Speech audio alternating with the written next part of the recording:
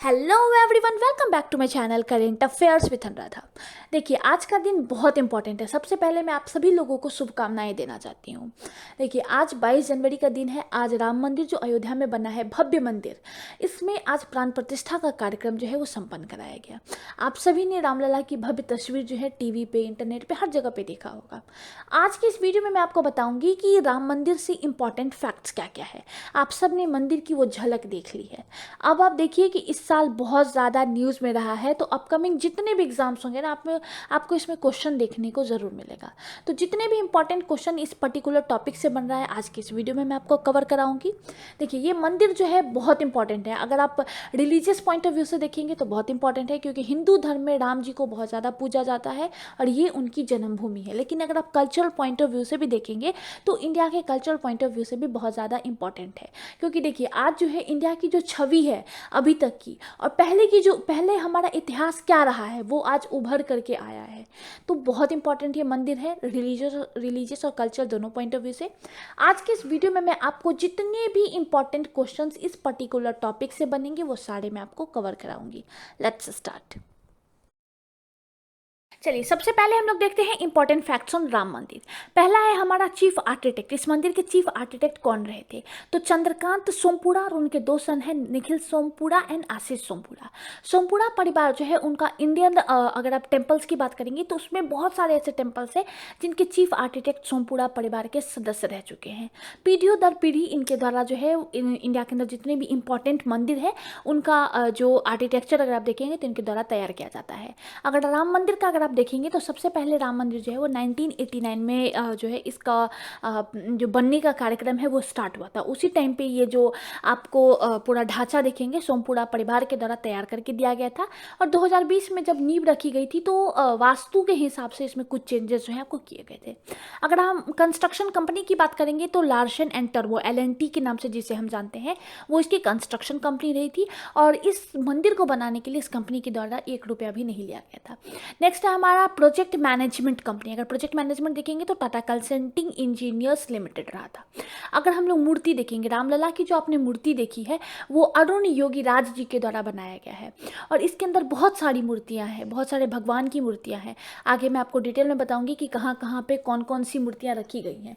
तो और जो मूर्तियां हैं वो गणेश भट्ट एंड सत्यनारायण पांडे जी के द्वारा बनाया गया है। रामलला का जो गर्भगृह में मूर्ति रखा गया है जिसमें आज प्राण प्रतिष्ठा की गई है वो अरुण योगीराज जी के द्वारा बनाया गया है। इनका भी बहुत पीढ़ी दर पीढ़ी जो है वो मूर्तियां बनाने का कारोबार जो है इनका चल रहा है। आपको याद होगा कि लास्ट ईयर जब नेताजी सुभाष चंद्र बोस का मूर्ति जब इंडिया गेट पे लगाया गया था, वो मूर्ति भी इन्हीं के द्वारा तैयार किया गया था। चलिए, नेक्स्ट है हमारा टोटल एरिया। अगर टोटल एरिया देखेंगे राम मंदिर का तो 70 एकर्स है, जिसमें 70% अगर आप एरिया देखेंगे तो ग्रीन एरिया है। टेम्पल का अगर आप एरिया देखेंगे तो 2.77 एकर्स का है। अब हम लोग टेम्पल के डायमेंशंस की बात कर लेते हैं। देखिए, ये सारी चीज़ें मैं आपके साथ इसलिए डिस्कस कर रही हूँ क्योंकि अपकमिंग ईयर में बहुत सारे एग्जाम्स होने वाले हैं, तो बहुत सारे एग्जाम्स में पूछ लिया जाता है। जैसे BPSC में भी अगर आप देखेंगे तो आपको कंपनीज वगैरह पूछ ली जाती है कि किस कंपनी के द्वारा बनाया गया है, या फिर आपको कभी कभी डेट बहुत इंपॉर्टेंट है, डेट वगैरह भी आपको पूछ लिया जाता है। तो इसलिए आप इसके जितने भी इंपॉर्टेंट क्वेश्चन है उसे जरूर देख लीजिए। अगर हम लोग टेम्पल के डायमेंशंस की बात करेंगे तो लेंथ है आपको 380 फीट, विड्थ की बात करेंगे तो 250 फीट, और हाइट अगर देखेंगे तो 161 फीट जो है आपको टोटल हाइट रही थी। आर्किटेक्चरल स्टाइल देखेंगे तो इंडियन नागर स्टाइल है। ये जो बहुत इंपॉर्टेंट क्वेश्चन है, और अगर आप मैं बोलूँ तो आपको मेंस के पॉइंट ऑफ व्यू से भी बहुत इंपॉर्टेंट है। History and art and culture में ये क्वेश्चन जो है वो बहुत बार पूछा जाता है। बहुत लोग जिन्होंने PCS का मेंस दिया हुआ है या फिर जो PCS के लिए प्रिपेयर करते हैं उनको पता है कि इंडियन जो आपको टेम्पल आर्किटेक्चर है वो कितना ज़्यादा इंपॉर्टेंट है। एक पर्टिकुलर वीडियो में मैं आपके साथ इंडियन नागर स्टाइल जो है और टेम्पल आर्किटेक्चर है वो आपके साथ बहुत जल्द डिस्कस करूंगी। नेक्स्ट है आपको आर्किटेक्चरल हाईलाइट 3 स्टोरीज का ये आपको टेम्पल बनाया गया है, जिसमें 392 पिलर्स हैं एंड 44 डोर्स है। भूमि पूजन आपको पता है कि 5 अगस्त 2020 को हुआ था, और डेट ऑफ इनॉग्रेशन अगर आप देखेंगे तो 22 जनवरी 2024 जो कि आज का दिन है। यहाँ पे देखिए मंदिर की एक इमेज है जिसके तहत मैं आपको बताऊंगी और याद रखना भी आपके लिए इजी हो जाएगा। देखिए यहाँ पे अगर आप देखेंगे सबसे पहले तो इसकी एंट्री जो है आपको ईस्ट की तरफ से हो रही है, और मैंने आपको बताया कि इसका आर्किटेक्चरल स्टाइल जो है वो नागर स्टाइल है। नागर स्टाइल में क्या होता है, प्लिंथ जो जिसकी हम बात करेंगे, प्लिंथ जो होता है वो काफ़ी ऊंचा होता है। तो आपको इसके गर्भगृह में घुसने के लिए या फिर आपको इस मंदिर में इंटर करने के लिए आपको बहुत सारे स्टेयर्स चढ़ने पड़ते हैं। तो टोटल यहाँ पे 32 स्टेयर्स हैं थ्रू द सिंह द्वार, 392 पिलर्स एंड 44 डोर्स, और सारे डोर्स जो है आपको गोल्ड प्लेटेड है। 3 स्टोरी है with each floor 20 feet Heights, ठीक है। अगर मैं आपको टोटल मंदिर के हाइट की बात करूंगी तो 161 फीट है। यहाँ पे आप देख रहे हैं कि बहुत सारे शिखर हैं। तो ये नागर स्टाइल का जो है ये आपको एक इम्पॉर्टेंस है माउंटेन की तरह। जो अगर आप इसका आर्किटेक्चर देखेंगे नागर स्टाइल का तो एक माउंटेन की तरह होता है, और बहुत सारे यहाँ पर शिखर होते हैं, ठीक है। ईस्ट टू वेस्ट अगर आप लेंथ देखेंगे तो 380 फीट है, विड्थ की बात करेंगे तो 250 फीट्स है। यहाँ पे 90% एरिया जो है आपको ग्रीन एरिया रखा गया है, और इसका आप चारों अगर आप कॉर्नर्स पे देखेंगे तो यहाँ पे डिफरेंट डिफरेंट भगवान की मंदिर जो है वो आपको यहाँ पे बनाया गया है। चलिए अब हम लोग कुछ important questions one liner format में डिस्कस कर लेते हैं जो इस एग्जाम पॉइंट ऑफ व्यू से इंपॉर्टेंट है। मैंने आपको आर्किटेक्ट बताया था कि चंद्रकांत सोमपुरा रहे हैं इसके। हाइट ऑफ द मंदिर अगर आप देखेंगे तो 161 फीट है। टेम्पल जो है वो LNT के द्वारा बनाया गया है।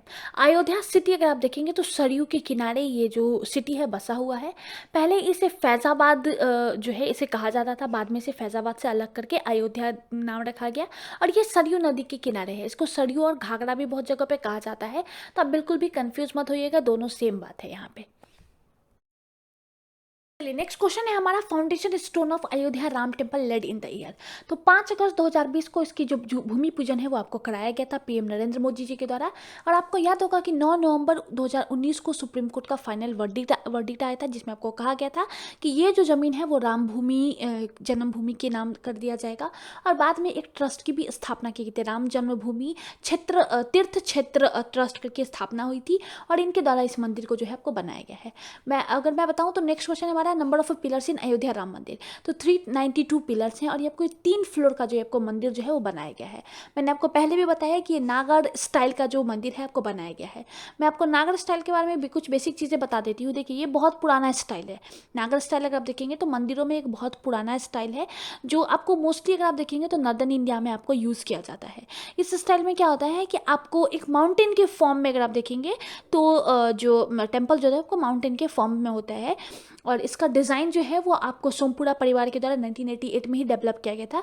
बाद में जब 2020 में इसका डिज़ाइन जो है इसको थोड़ा सा मॉडिफाई किया गया as per the Vastushastra and शिल्प शास्त्र के हिसाब से इसको जो थोड़ा सा मॉडिफाई किया गया था। चलिए नेक्स्ट क्वेश्चन है हमारा, नेक्स्ट है हमारा कि टोटल कॉस्ट कितना लगा था इस टेम्पल को बनाने के लिए। यहाँ पर आप टोटल कॉस्ट देखेंगे तो 1800 करोड़ रुपए जो है टोटल खर्च किया गया है, और ये जो है आपको डोनेशन के अमाउंट से इस मंदिर को तैयार किया गया है। चलिए नेक्स्ट क्वेश्चन है हमारा कि Ayodhya dispute was for how many एकड़ ऑफ लैंड। तो 2.77 एकड़ के लिए ये पूरा विवाद जो था वो आपको था। बेंच ऑफ हाउ मेनी जज डिलीवर्ड अयोध्या केस वर्डिक्ट। ये क्वेश्चन बहुत इंपॉर्टेंट हो जाएगा। देखिए मैं आपको बताऊं कि यहाँ पे जो 2019 में जब सुप्रीम कोर्ट का फाइनल वर्डिक्ट आया था तो उस बेंच में आपको टोटल जो है वो आपको 5 जजेस जो थे उनके द्वारा ये जो आपको वर्डिक्ट है वो फाइनल वर्डिक्ट आपको डिलीवर किया गया था। नेक्स्ट है हमारा how much land allotted for construction of mosque in Ayodhya dispute. तो आपको 5 एकड़ ज़मीन जो है वो आपको मस्जिद बनाने के लिए दिया गया था अयोध्या के अंदर। नेक्स्ट है हमारा बाबरी मस्जिद बिल्ड इन द ईयर। देखिए मैंने इस टॉपिक पे एक बहुत इंपॉर्टेंट वीडियो बनाया है कि 500 सालों का संघर्ष क्या रहा था, 1528 से 2024 तक का जो ये सफ़र रहा है इसमें क्या क्या चीज़ें हुई हैं।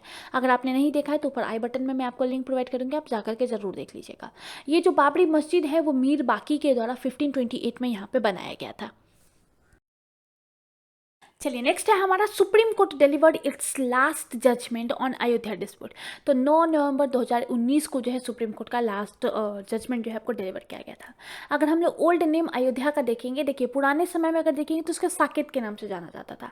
कुछ समय पहले तक ये फैज़ाबाद डिस्ट्रिक्ट में इंक्लूडेड था, लेकिन बाद में जाकर के इसे फैज़ाबाद से अलग किया गया और अयोध्या को एक अलग जो सिटी है उसका नाम दिया गया था। नेक्स्ट है हमारा बाबरी मस्जिद को कब डिमोलिस्ट किया गया था। तो 6 दिसंबर 1992 को जो है आपको जो है इस मस्जिद को तोड़ा गया था और कार सेवकों के द्वारा इसे तोड़ा गया था। इसको भी मैंने उस वीडियो में डिटेल में डिस्कस किया, एक बार ज़रूर देख लीजिएगा। और इस दिन जो है बहुत ज़्यादा गोलीबारी हुई थी, बहुत सारे कार सेवकों की मौत भी हुई थी। नेक्स्ट है हमारा PM of India at the time of demolition of Babri मस्जिद। उस टाइम अगर आप पीएम देखेंगे तो पीएम नरसिम्हा राव रहे थे। और यहाँ पे मैं आपको यूपी के अंदर, देखिए अयोध्या जब कोई यूपी के अंदर आता है तो उस टाइम जो सीएम थे वो आपको मुलायम सिंह जो है उस टाइम के सीएम रहे थे। चलिए नेक्स्ट क्वेश्चन है हमारा कि राम मंदिर कंस्ट्रक्शन बिगेन ऑन द 5 अगस्त 2020 से ये जो कंस्ट्रक्शन है वो आपको जो इसका स्टार्ट हो गया था और 3 सालों में ये कंस्ट्रक्शन जो आपको कंप्लीट किया गया है। प्राण प्रतिष्ठा अगर देखेंगे तो प्राण प्रतिष्ठा आज 22 जनवरी 2024 को प्राण प्रतिष्ठा हुआ है इस मंदिर का।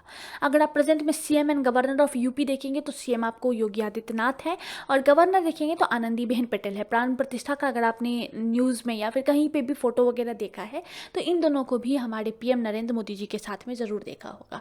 अगर हम देखेंगे रामलला का जो मूर्ति है जो कि गर्भगृह में रखा गया है तो वो किन के द्वारा तैयार किया गया है, तो अगर आप देखेंगे तो ये अरुण योगीराज जो है उनके द्वारा इसे तैयार किया गया है। रामलला की मूर्ति का हाइट क्या है, तो देखिए रामलला की जो मूर्ति है उसकी हाइट अगर आप देखेंगे तो 4.24 फीट है, 51 इंच एंड 3 फीट वाइड है आपको। ठीक है, रामलला की जो मूर्ति है वो 5 साल के एक बच्चे की है और ये आपको वेदों पुराणों में जिस तरीके का वर्णन किया गया है उस हिसाब से इनकी मूर्ति जो है आपको बनाई गई है। नेक्स्ट अगर आप देखेंगे इस मूर्ति का वेट कितना है, तो अगर आप देखेंगे तो 150 से 200 kg है। आपने बहुत जगहों पर वीडियो भी देखा होगा कि इसे क्रेन से मंदिर के अंदर इसे गर्भगृह में लाया गया है। नेक्स्ट है हमारा Ramlala idol is made up of which stone, तो ये आपको शालिग्राम स्टोन से बनाया गया है।